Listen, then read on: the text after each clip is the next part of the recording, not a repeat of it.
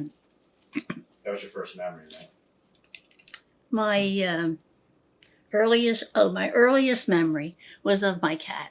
I had a big black cat who was an indoor-outdoor, and he had belonged to my mother and was a kitten when I was born, and then the cat became mine. He lived to be 19 and just went to sleep. And I awakened in the morning and he was gone. And but it was a long time before I got another pet. But I did get another.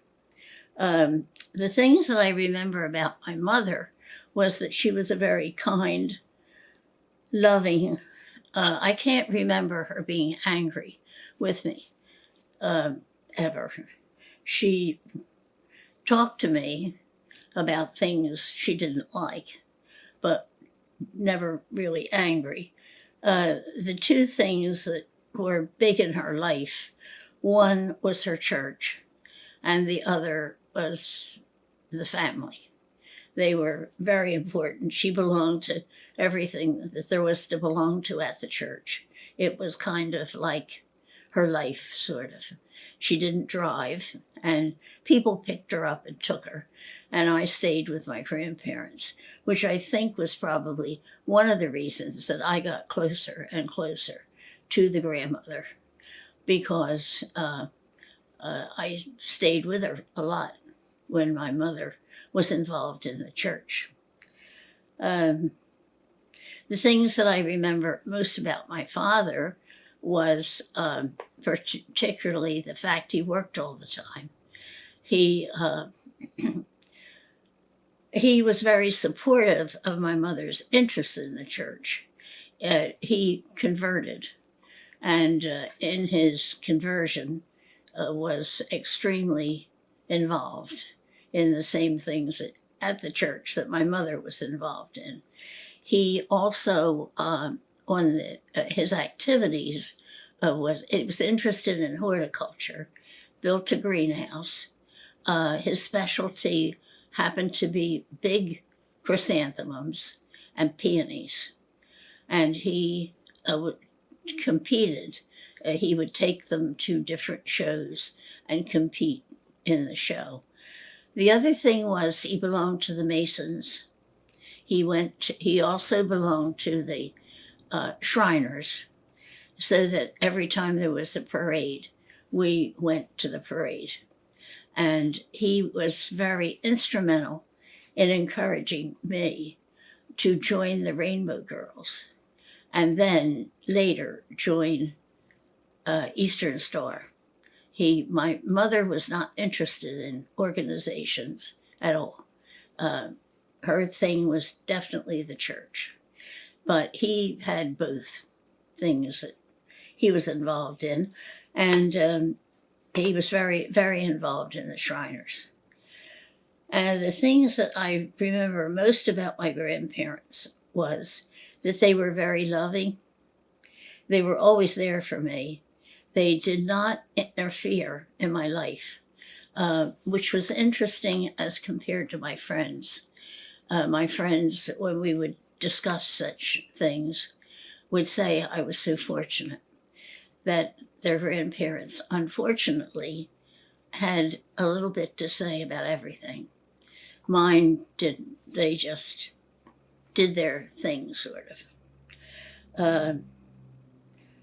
I was coming home once from school, and I went to Academy Street School, and I was hit by a car. And the person stopped. It was in the middle of Glassboro when it happened. The person stopped, and I had not been ever warned, as some children are extremely warned about getting in somebody's car. The person said, "Get in the car, I will take you home." So they took me almost to the house, and I said that I had to get out because I could not let the family know that it had happened.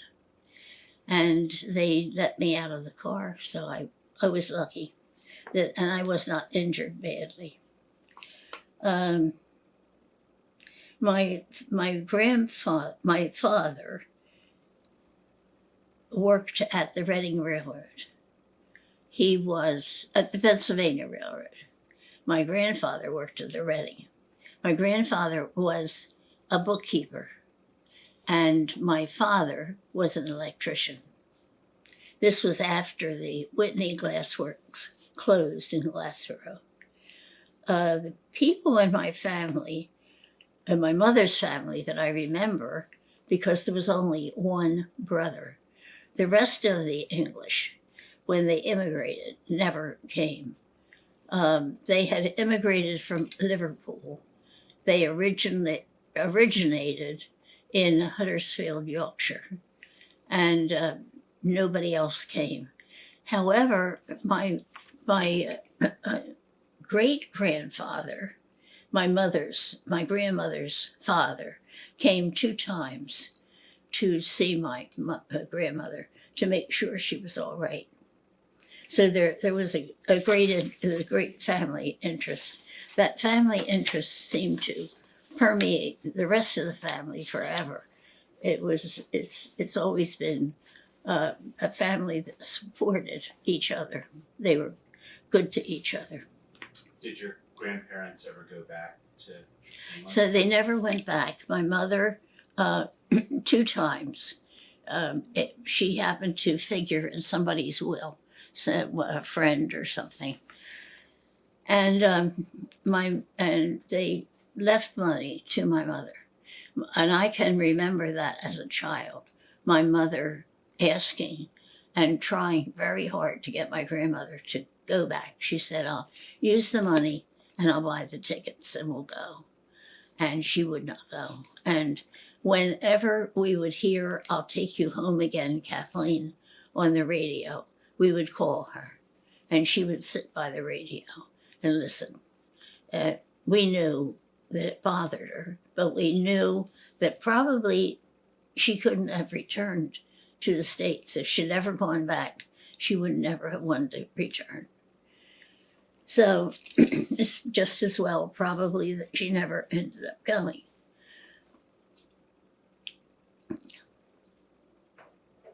To the phone, to the radio, for example, and whenever they played "I'll Take You Home Again, Kathleen," but she appeared to be very happy always with my grandfather. They got along beautifully, thank goodness. And the thing that I liked the most about the town and the house that I grew up in was it was such country then. Yes. The house was bigger house than here. And I enjoyed a house that had a tin roof over the front porch. And when my room was by that porch, so that I could hear the rain on the tin roof, and I can remember loving it.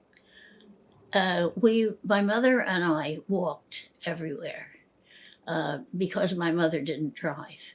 So we frequently walked from where we lived on Wilmer Street in town, and we would visit at night in the evening when she wasn't at church. We would visit the woman that was the organist for the church. It was a secretary, and every night she would invite us to come over, and we would have chocolate. She made chocolate ice cream for the freezer, and she would, after dinner was over, she would play the piano, and we would sing the church hymns. And we did that practically every evening. And the town, of course, was so different. We didn't have a mall. We had little stores. We had little stores like the Nut Shop. We had little stores like New York Apparel, which was a dress shop.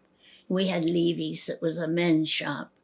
We had McFadden's, that was kind of like a everything shop, a little bit of everything. We had ice cream stores. Testa's had an ice cream store, and it was Kotler's was on the corner. It was like a little mini department store, and I can remember going to the bank, which was in the center of town, and the building is still there, but it's been turned into something else. But I can remember my mother went to the bank a lot. She liked to go through the stuff she had in the safety deposit box. She enjoyed doing that, and I would go with her, of course. And I can remember lying down on the floor, looking up at the ceiling in that bank. And it's so funny at my age now, remembering such a silly thing, looking up at the ceiling. But I went many, many times with her to do that. But there were a lot of nice little stores. It was really a nice little town. You could get everything right there. And then slowly it began, as malls opened, it slowly deteriorated and it slowly went away, so that there were no longer little stores around. And now there's practically nothing left of that sort.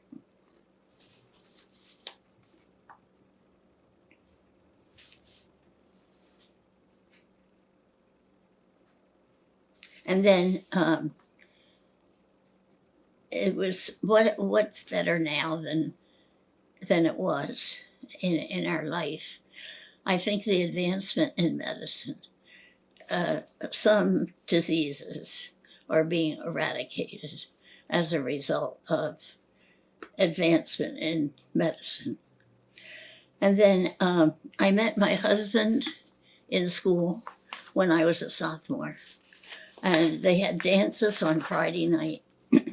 And they, I think I had not been to the movies, because he and I went to a movie and it was going my way with Bing Crosby.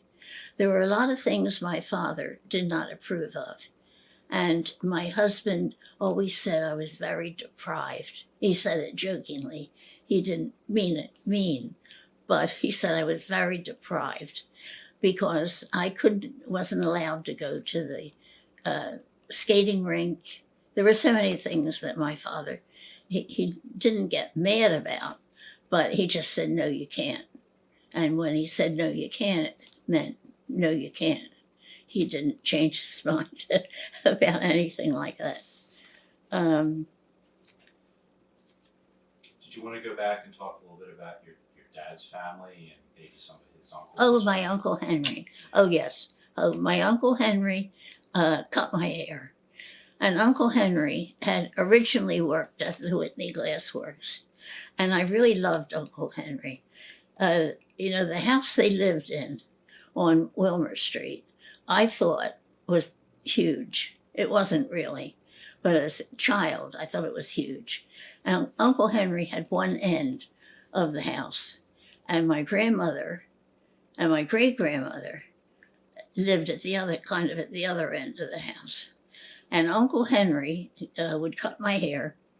And then I overheard, I probably wasn't supposed to, but I overheard them talking about Uncle Henry being a bootlegger and wanting my father to join them in Delaware to send the booze to Delaware and sell it. And fortunately, he didn't, because probably he would have been arrested and most likely he would have been in jail. So fortunately, he didn't do it.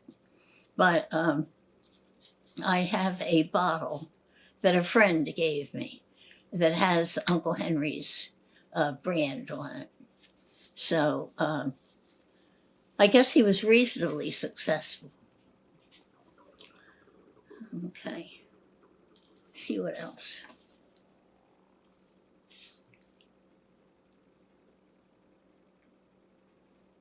What things that I enjoy in high school, classes that I enjoyed.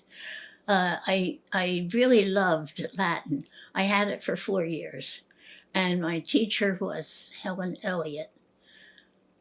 And I think I took Latin because of her. It wasn't that I ever intended in college to do anything in medicine or anything where I need anything in science. I didn't really need Latin, but I liked her, so I took it for 4 years. In college, I think my favorite thing was things like history, economics, music. I enjoyed things of that sort. So I think that says a lot about me. Really, when you ask what a person wants to be. The happiest time in my life was when I was first married and had my babies. And then when I had the third baby later in life, and I had a chance to be home for a little while. And the first month that he was born, I made a cake and I sang happy birthday. So he had a happy 1 month old birthday. The first movie that I can remember seeing was called Going My Way with Bing Crosby. I really didn't do much with movies, and I didn't do much with radio, but I read a lot. I had quite a few books, and I really, really enjoyed reading. And You were a teenager then. You said you saw that with Dad. with that, yeah. Yeah, because he was allowed and did, of course. I mean, he was a couple years older than I, but that wasn't the reason. I think it was just the fact that he was allowed to. In my case, I wasn't allowed to. So.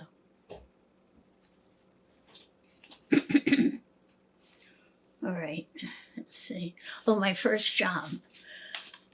I worked in Strawbridge's in Philadelphia. I had two of my friends all decided that's what they wanted to do.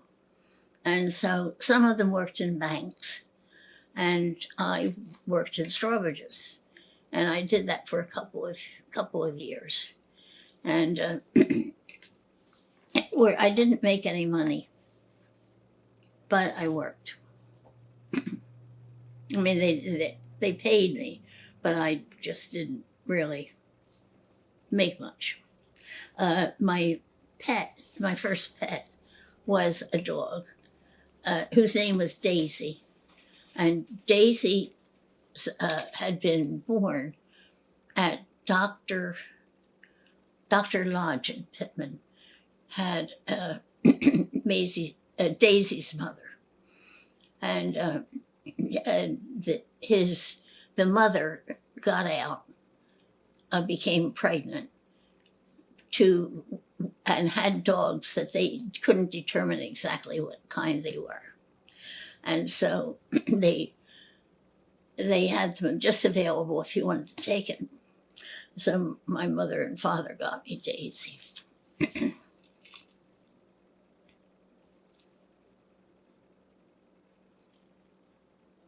And then the only trouble that I can remember that I did when I was young and home, I was annoyed about something, and I don't remember what it was.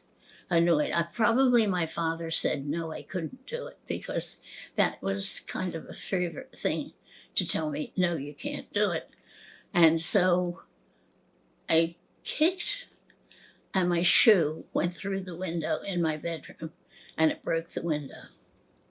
And I expected him to be super furious at me, and was basically surprised he wasn't. I think he was okay about it. He fixed the window, so it wasn't too bad.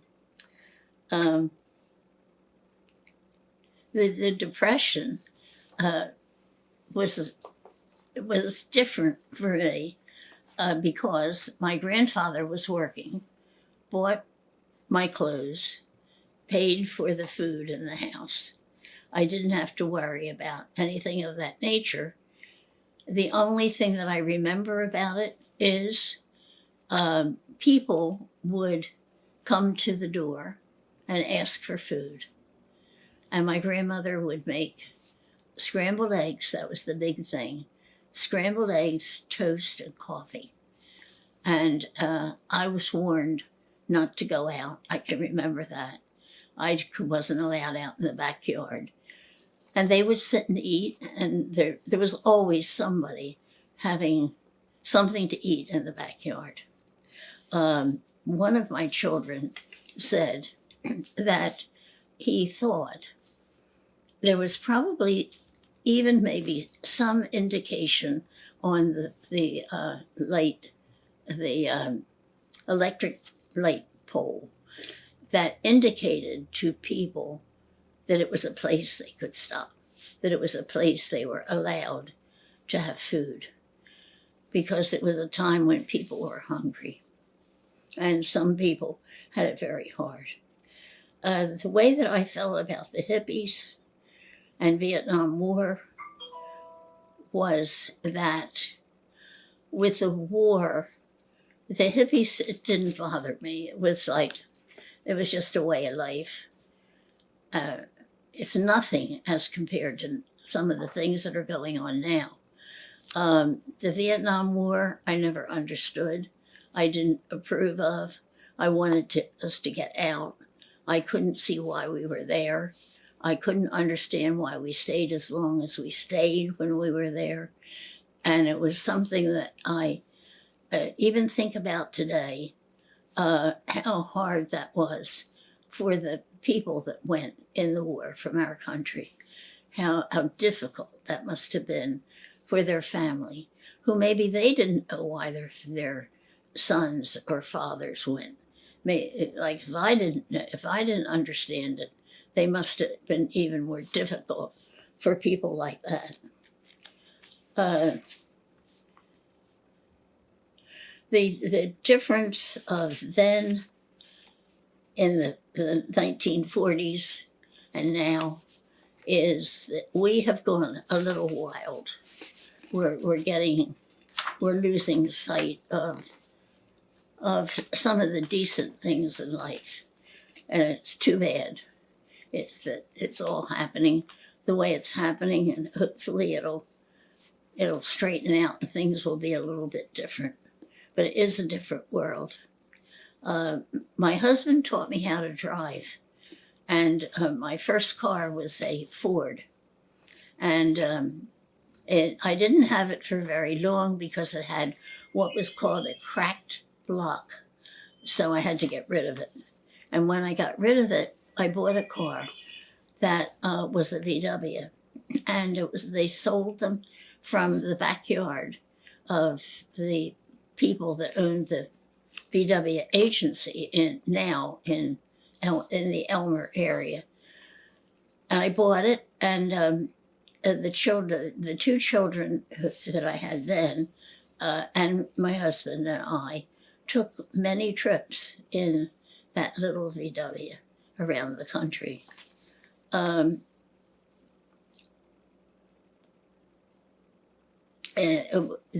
radio shows as a child, I really don't remember anything. I just wasn't big with radio. And so I don't remember anything at all, not really. And the favorite thing that my grandparents and my parents liked to do, my grandparents didn't drive, but every Sunday we would all go to church, 8:00 service. Then we would come home, and my grandmother would have for dinner the immigrants that she came over with, who had gone to the Philadelphia area and then went living in other areas in the state. She would have them for dinner, and it would be a typical English dinner. They would have the same thing every Sunday. It would be roast beef, Yorkshire pudding, a veggie, and she always would make pie. She made pies. She was a very small person. I think she might have been 5 feet, maybe 5'1" or 5'2", maybe weighed 100 or 110 pounds. I didn't eat all that kind of stuff, but made it. And they would come and visit. And in their religion, they would not read the newspaper. They would not buy the newspaper on Sunday, but they would come to our house and read the paper. I could not roller skate because they didn't approve of that either.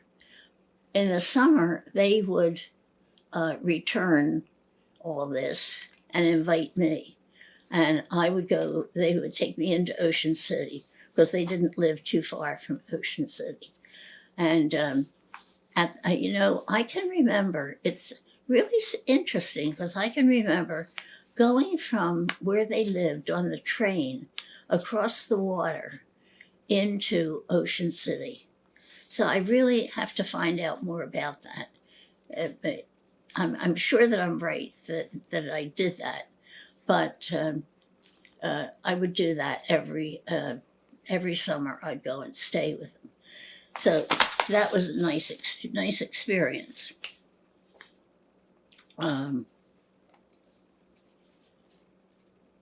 Okay, radio shows. Not much at all with that. I read a lot. I really enjoyed reading, and so I read a lot. I worked in Glassboro for 33 years. I started as a kindergarten teacher. My original employment, the first day, was going in when the woman who had been the teacher, they were giving her a baby shower. And I had never been in a classroom, never taught before. And they opened the door, put me in, and I began. From there, I decided I'd better make sure I got my degree. So I got my undergraduate degree. I then got 2 more graduate degrees and went from the classroom in 2nd grade to getting the last master's in library. My original job, when I taught in the kindergarten, I made enough money to buy my children a piano and to buy myself a pair of sunglasses. That's what kind of money you made back in those days. Today it's a lot different, fortunately, for teachers who go into that kind of work. But back in the old days, it wasn't like that.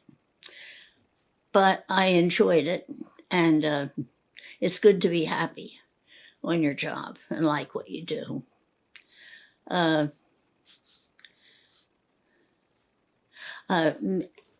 tell you about the places that I've lived. Originally, I lived in Glassboro on Wilmer Street. Then I moved to the Boulevard in Glassboro. Then my husband, Bill, decided to purchase ground with a person who built houses. And they were going to go in business building some houses.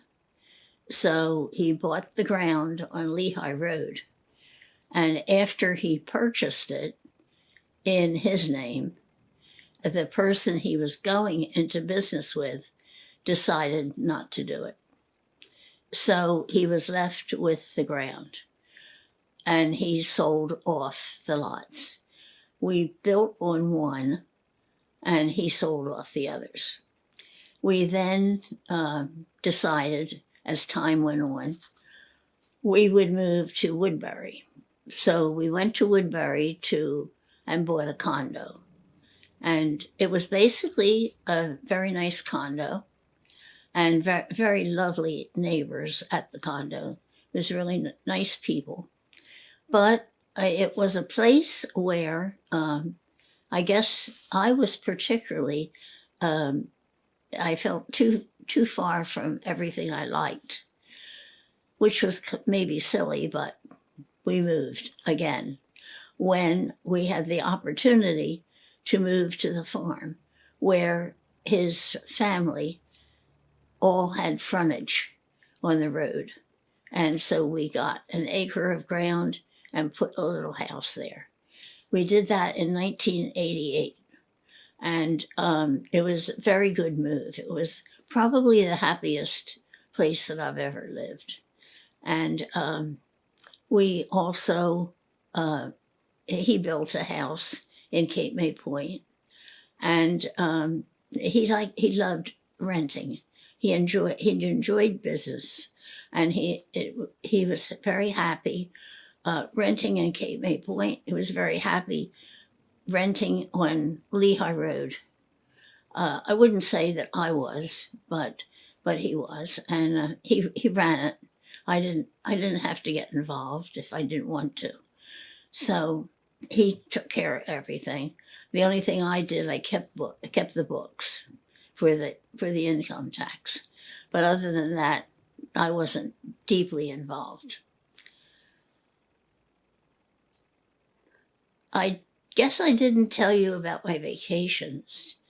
Going to Philadelphia or New York every Saturday with my mother. She kept me busy. And of course, it kept her busy. She was busy all the time with the church. She was busy all the time with me, with going into Philadelphia on Saturday. We would go to the tea garden at Wanamaker's. There was a Wanamaker's at 8th Street. And we would go there. And then we would go into New York. And I remember we saw a movie in New York one time. Usually we just went and kind of walked around and so forth, went to museums, things like that. And but one time we went to a movie, and I think it was called The Last Time I Saw Paris. I must have been a particularly good movie because I remember that. Then summer vacations, we always went away. During the year, we didn't go anywhere, except we went to church. We took a ride after the immigrant people left on Sundays. My father would take us for a ride, and my grandparents would go too. It was really very kind of him because it got my grandparents out of the house. They didn't drive themselves, and he was very kind to take them. And we would stop always at any school that had a pump out front because he loved the pump water that you could get. Now you can't do that anymore.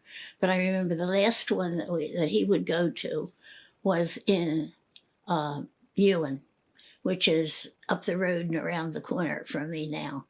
And he would stop and get a drink of well water. He loved doing that. And then he would also, if he saw magnolias that were by the roadside, he would stop and pick one and give it to me because he did love flowers.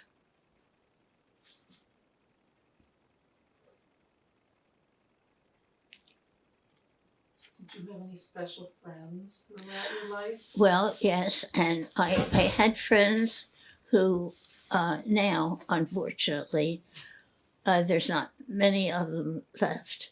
There are a couple, but not many.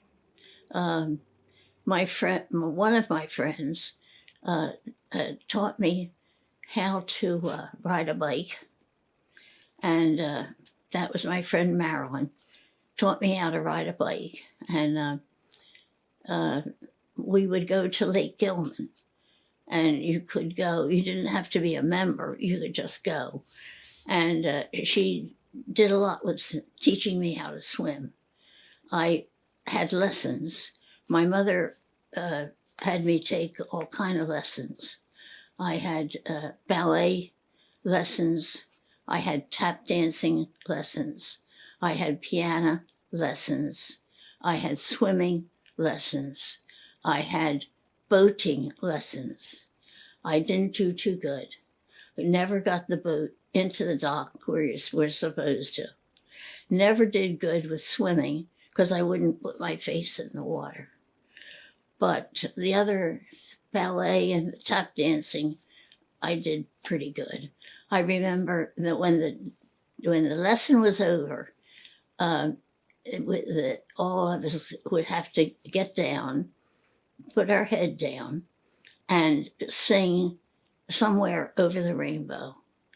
And the teacher would come along with a taffy and put it in front of us. And some of us never were allowed to have too much candy. So that was a treat, getting the candy at the dancing. And I belonged to the Rainbow Girls because of my father being interested in Masons and Shriners. And so there are a lot of social things involved in the Rainbow Girls. And that led to the Shriners. My mother was only interested in the church, not in any of those organizations. So my father got me to do it, and I joined the two things. And I met a lot of very nice people. The people that I was in high school with, practically all of the ones that I was friends with went on to college. As time went on, I lost touch with some, but and some passed away at early age. For example, there was a Mimi Platt that lived almost in Pitman, but it was called Glassboro.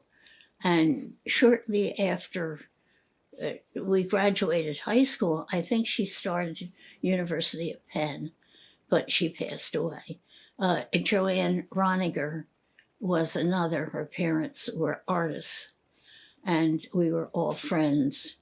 And all these girls, it was a time when they stayed overnight and had overnight parties, just the girls. And so frequently I would be out doing something like that. Did you talk about what one of the biggest, what's maybe better now or what was better then when you grew up? I guess you talked about medicine. Well, I probably said that unfortunately we've been taken over by drugs. We've been taken over by alcohol. We have been taken over by so many things that causes a lot of trouble in our home, in our life, in our marriages, and that it's too bad. You get a feeling we've lost our way, and that we need to find it again. If you could do it over, what profession do you think you would do? Oh, absolutely! In a minute, a blink of an eye, I would have majored in being an animal behaviorist. I find it so fascinating. There are so many things about animals that it's just so interesting, the things they do. I would have really enjoyed it. But I don't think there's much money in it. I don't think people earn a lot in that kind of work. But sometimes it's not the money that counts. It's the thing that makes you the happiest. Do you remember much about World War II? Yes. In World War II, we were rationed. We used to make our own soap and let it dry on the third floor. And you had to wait, and you had to wait, couldn't use it right away. Also, I remember not having, I guess it was You were not getting gas for the car. You had to get in line and wait your turn. And that took a while. Did your grandparents keep touch with their family in England during the war? My grandmother did, but my grandfather did not. And I have no idea why. I wish I knew. I wish we had asked and knew a little bit more about the why. But he did not. And my husband, Bill, did some research on it and paid someone. Also, he tried to do a trace it back. And he could a little, but not enough to make it interesting. He really, the person that did it was somebody that he paid to do it in England. Dad was always so interested in all of the sports, so that we went to the thing that I remember most about our entertainment when we were dating was going to a game. It was always going to a game, and he played a lot of the sports. You know, he played basketball and he played football, of course, and he was captain of the team in high school, and he played basketball, baseball, and football. So that it was after one of the games we had gone, and the group had gone to the game and then to a place called The Hearth up near a little sandwich shop that was up near Oak Lynn, I think. And it was after that when Dad brought me home and he proposed at that point. And so there was something else that I wanted to tell you. Now, I've heard, was he a good athlete? Very. I thought so. And, you know, he was named the best, like, you know, in our class when we graduated. What was his favorite sport, do you think? It's hard to tell because he liked baseball. I went to all the games and he played for a couple of towns. And he didn't play football for a couple of towns, but he played baseball kind of all around. Uncle Howard was the pitcher, and your dad was the catcher for baseball. And when I got married, of course, it was in the Episcopal Church, and in the Episcopal Church, they do something like read the banns of the church of the marriage 3 times before they'll let you get married, to make sure there's no objection from anybody. And I asked somebody recently, do they still do that? Or is that some really old-fashioned thing? Because it was in 1948 that we got married. And they said, no, that in some churches, I don't know if they do down here, but in some churches they do that. I remember that the day of my wedding, I remember so vividly that it was just one of the happiest days of my life. I really, I wanted to get married, and I wanted to marry him, and I was very happy. Always.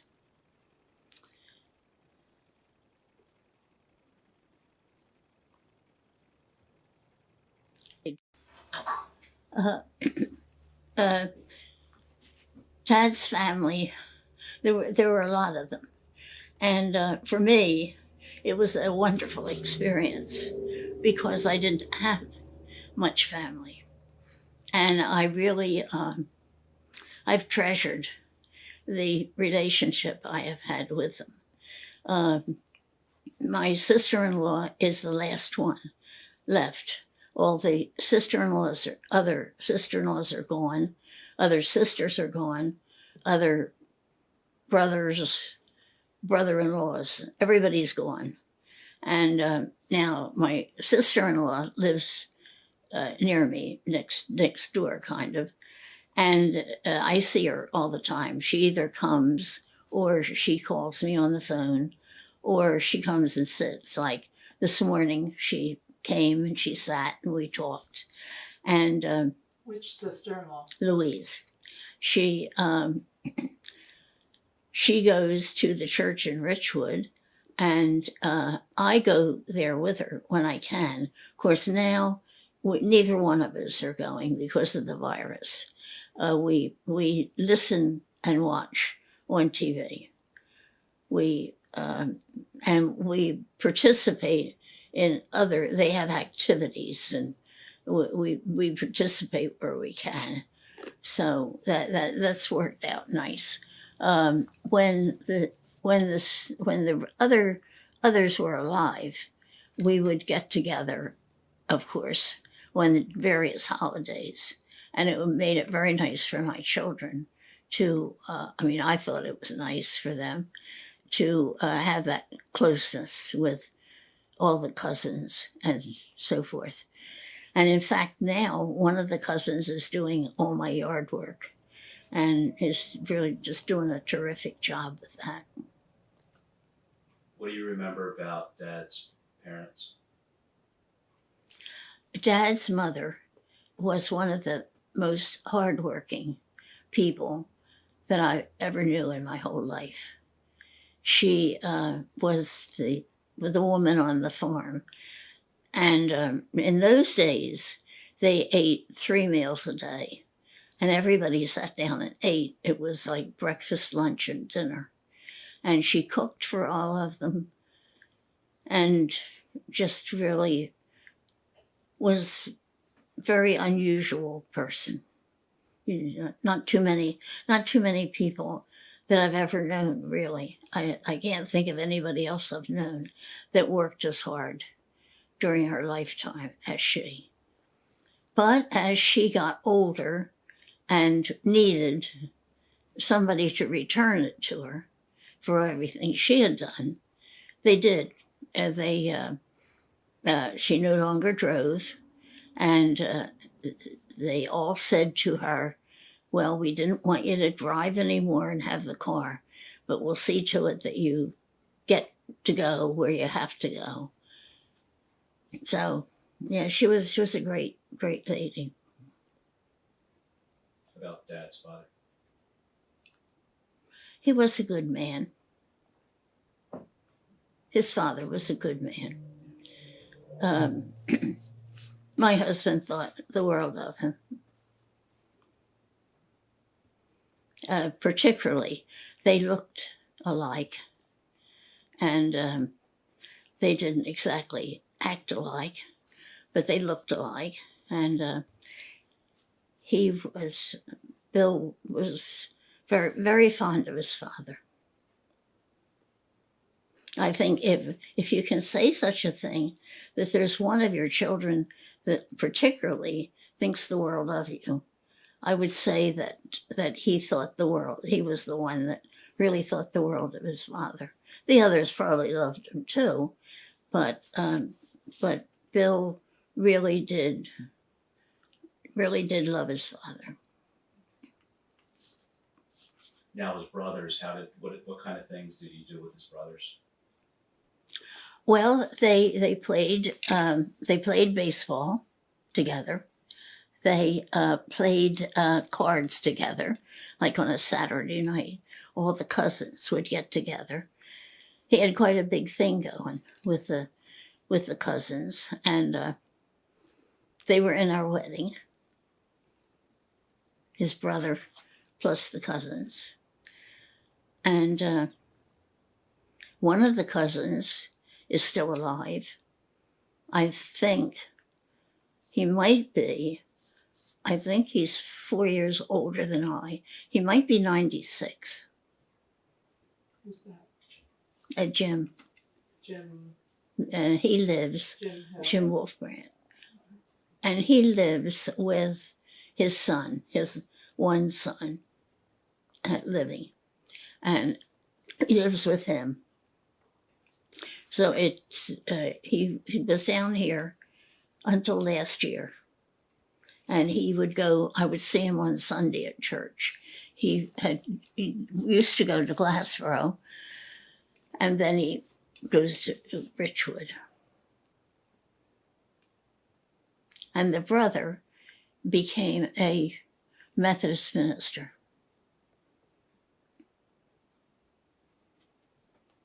What do you remember about planning for your wedding?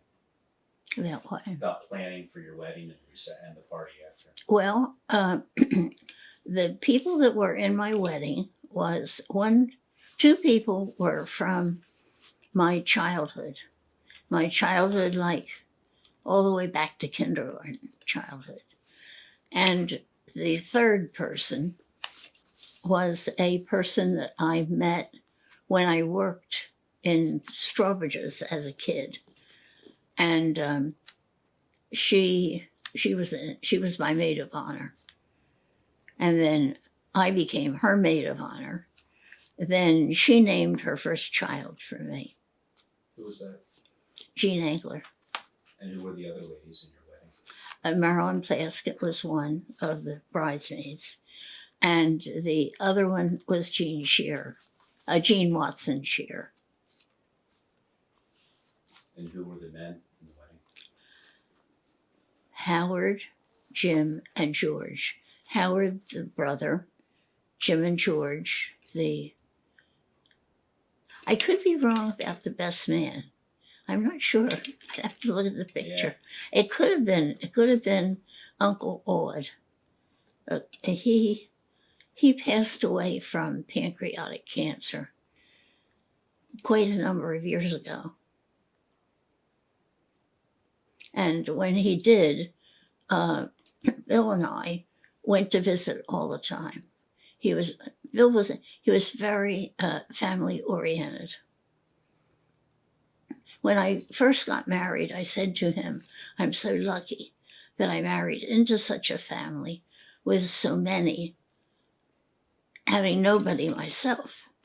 And Bill said, well, it's okay until you live in such a family, because when you live in a big family, you have to make sure you get along with them all.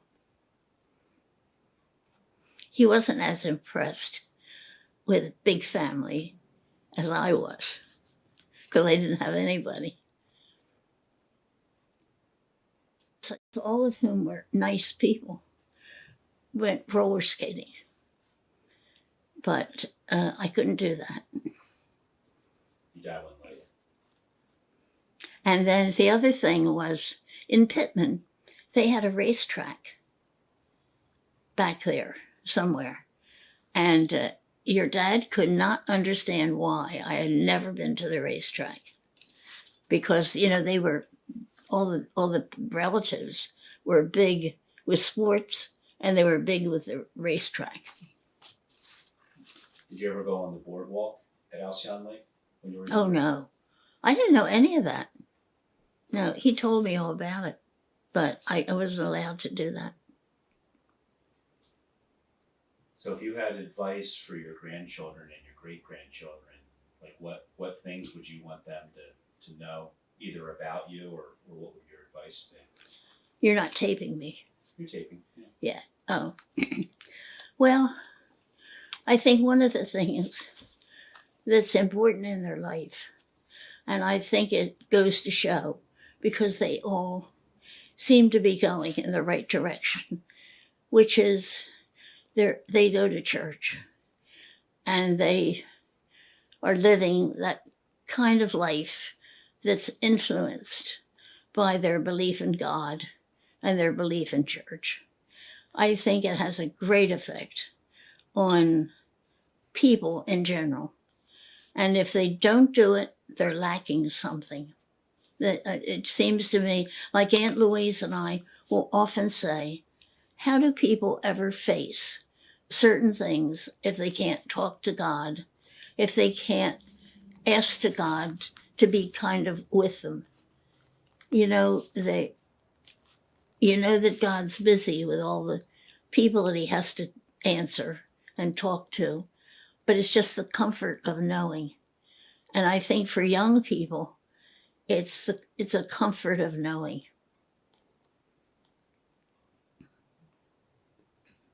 And I think if they didn't have it,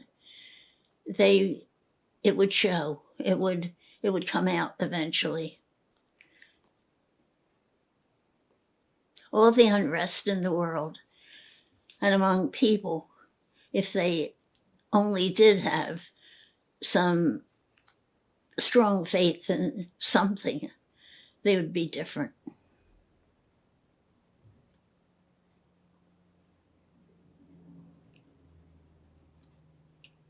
When you were, technology has changed a lot since you were, a young person.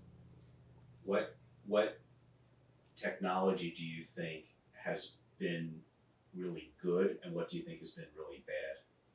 Well, well, that's a good one.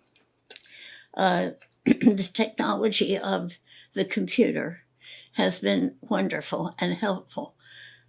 However, too much of some parts of the social media have not been good. There are certain things that would be just as well not to get, just as well that we didn't get involved in. I don't know too much about, is it called TikTok? Yeah. And that's one that there's a question about, isn't it? There's a lot of questions about TikTok. Yeah.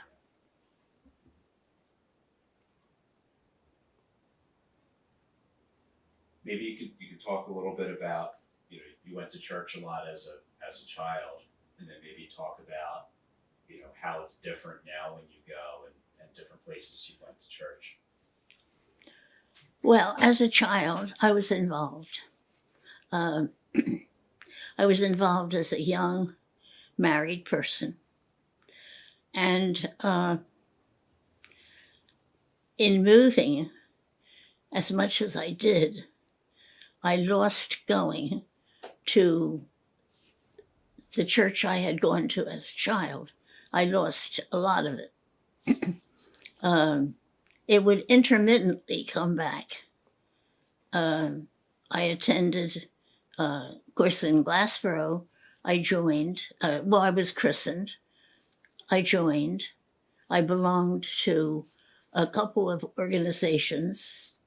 I met my youngest son's grandmother, there, a godmother there, and we became very good friends. Who was that? Ev Adams. And I sort of, I go with my sister-in-law to Richwood, and I like it very much. I have no way to get to the church that I originally belonged to because I don't drive anymore, and there's no one that I can ride with. So I have to, if I want to go, I have to go where it's easy to get to, which is too bad. I miss doing that. But it has changed a lot from what I hear. It's changed quite a bit. It used to be a lot more strict, and it's different now. You think back to all the different messages you heard in church and things that you learned about. Can you think of like maybe a couple things that really were the most important things that you learned or that? Well, the things that I have enjoyed when I have gone to church with my youngest son have been the pastor has gone deep into the Bible and has explained things that I had never heard before. And I've enjoyed that.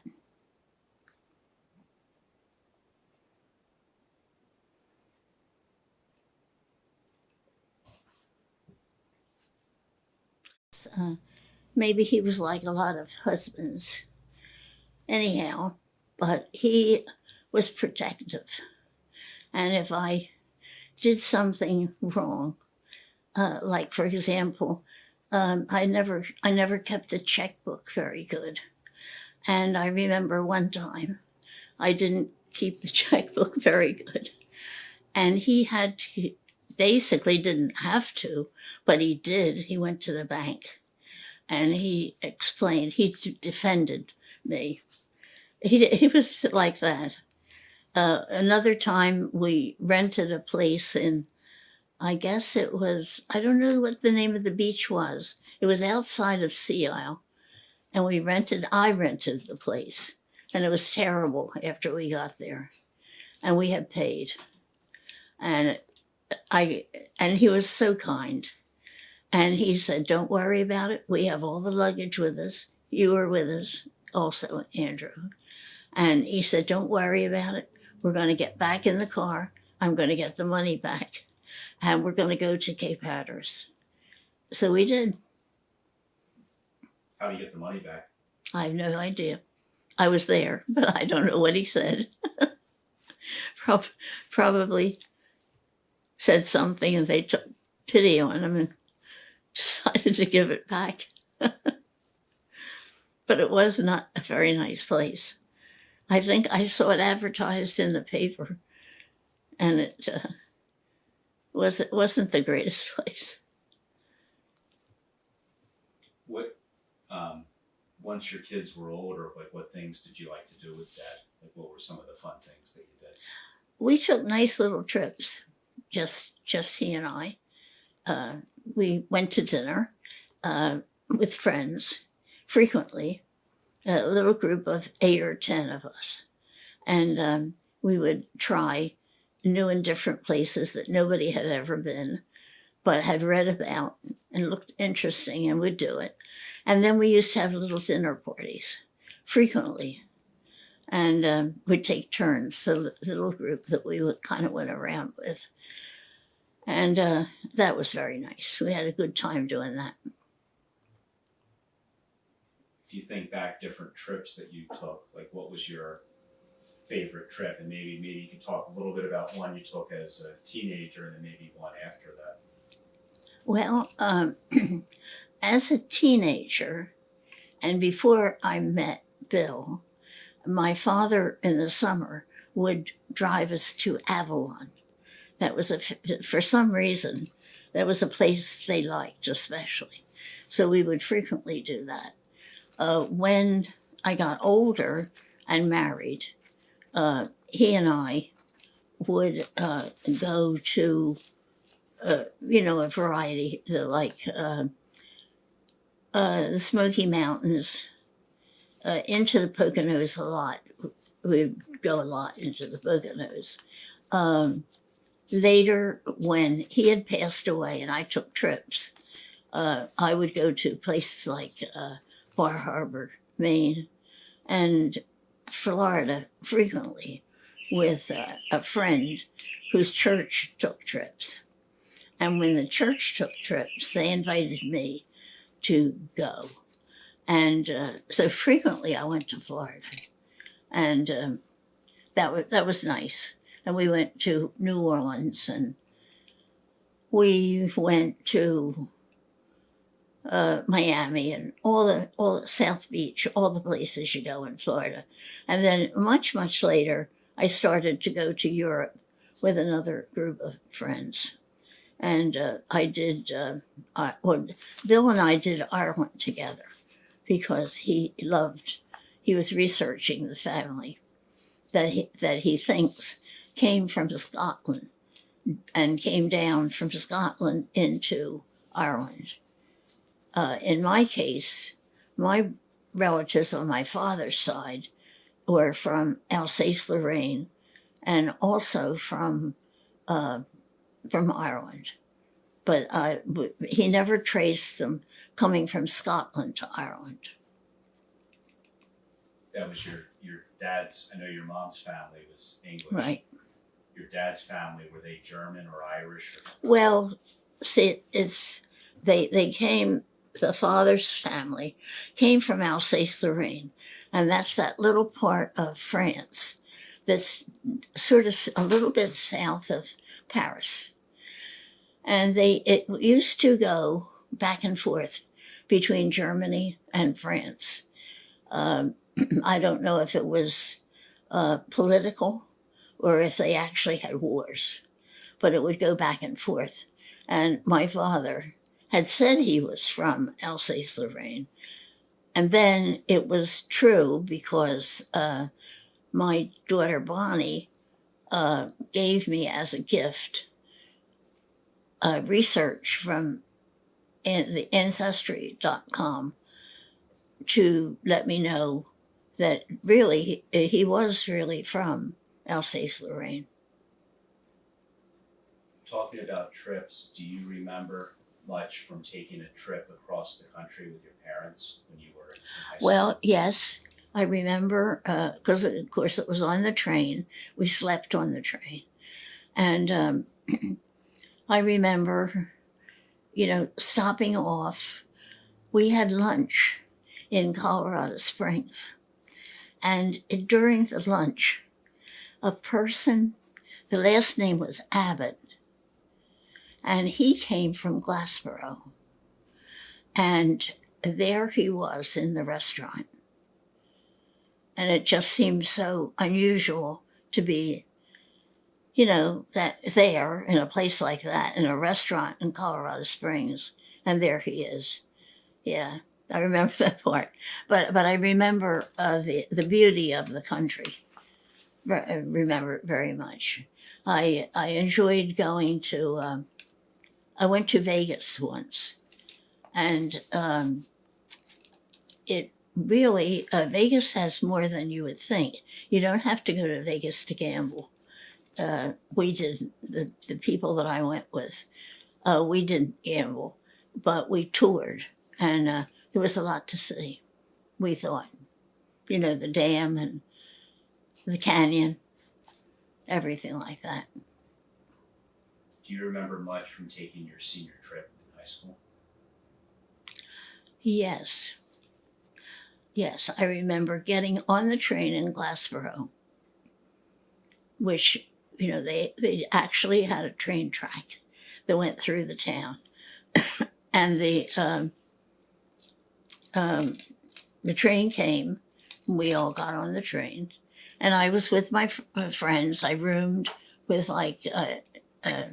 Jean Watson Shear and Marilyn Plaskett and I, and we had a good time. We toured, and it was fun. Everybody behaved. One person got sick. I think it was kind of like the beginning of her needing an appendectomy. So she was not well. But otherwise, it was a nice trip going to Washington. Oh, I've had a very happy life. I've had 8 wonderful grandchildren. I've had 4 wonderful great-grandchildren and 3 unusually wonderful children. So I consider myself a very fortunate person.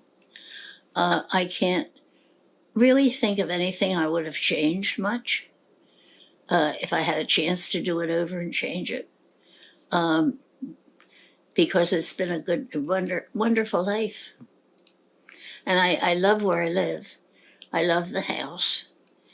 I realized at an early time that I wasn't the type to go into a facility like some of my friends think they would like to do that. I just wasn't the type to do it unless I had to do it. And sometimes you have to do it. Sometimes you can't stay home in your own house alone. But, so far I've been able to.